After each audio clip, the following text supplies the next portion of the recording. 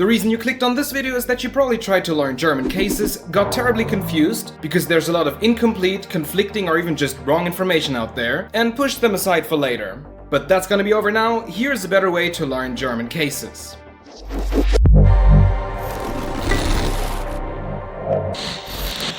Tag an alle, my name is Florian, I'm a native German teacher, and in this video I'm going to explain how the 4 German cases work and why most explanations are simply useless for you as an English speaker. Before we get into it though, let's back off a bit and start at the very beginning.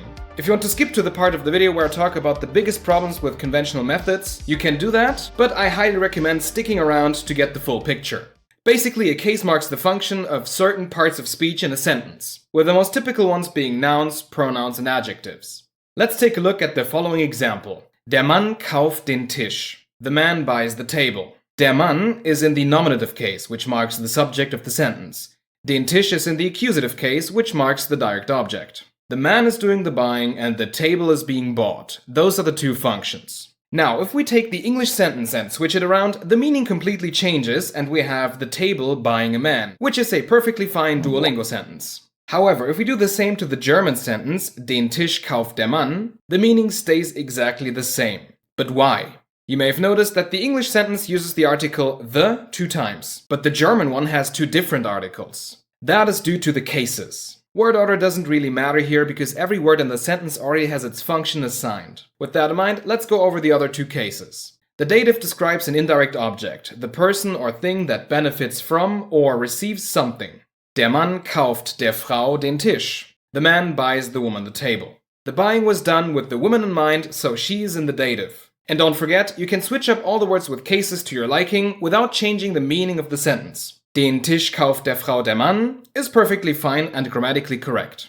Last but not least, we have the genitive describing the possessor of another noun.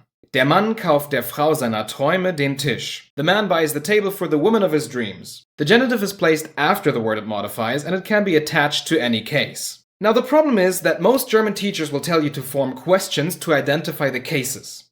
Nominative, wer oder was, who or what for the subject. Accusative, wen oder was, also who or what but for the direct object. Dative, wem, to whom, for the indirect object. And genitive, wessen, whose, for the possessor. But these questions only make sense to natives or very advanced learners because they already know the answer. So let me show you something. Take the preposition für, which means for in English. This word clearly talks about a receiver or benefiter. So based on what you learned, you should say dative. But no, für always uses the accusative. It's the case demanded by the preposition. Another example. Imagine you want to call somebody. Is the person you want to call directly affected by your call, so the accusative, or is the person the recipient of your call, the indirect object marked by the dative? Without prior knowledge, there is no way for you to know. And this is precisely why relying on these concepts alone doesn't work. By the way, the correct answer is the accusative. Ich rufe meinen Boss an. I'm calling my boss. But that's not universal. In Russian you'd use the dative and in Polish the genitive. It's just that grammatical cases are mostly arbitrary and have to be learned together with the verb. I will share some useful websites you can use down in the description. So, how should you think about using cases when speaking? Well, it is nothing more than a coordinate system. If a verb or preposition demands a certain case, you can only pick from that area in the matrix. Let's dissect a sentence with different cases and see how it works in practice. Suppose you want to say, this smell reminds me of my childhood in the countryside. This smell is the subject of the sentence and it's the thing that reminds, so nominative, dieser Geruch. Then we place the verb in the 3rd person singular, which is erinnert. Now, thinking about direct or indirect objects would only confuse you here, so just learn that the verb erinnern requires the accusative for the object, so here, mich, and uses the preposition an with another accusative for the target, meine Kindheit.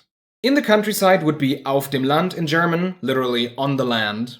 And the preposition auf always takes the dative when we talk about a place or location. So in the end we got, dieser Geruch erinnert mich an meine Kindheit auf dem Land. And that's why using coordinates is more precise and simply a better way to go about it. I'll go into more detail in a later video, but this should give you a solid foundation to build on as you learn the language. Alright, that's it. Thank you so much for watching. If you have any questions or if something is unclear, don't hesitate to drop a comment and I'll get back to you as soon as possible. If this video helped clear things up for you, let me know by hitting the like button. And also, if you're serious about mastering German, make sure to subscribe to this channel so you don't miss any future lessons. Haut rein!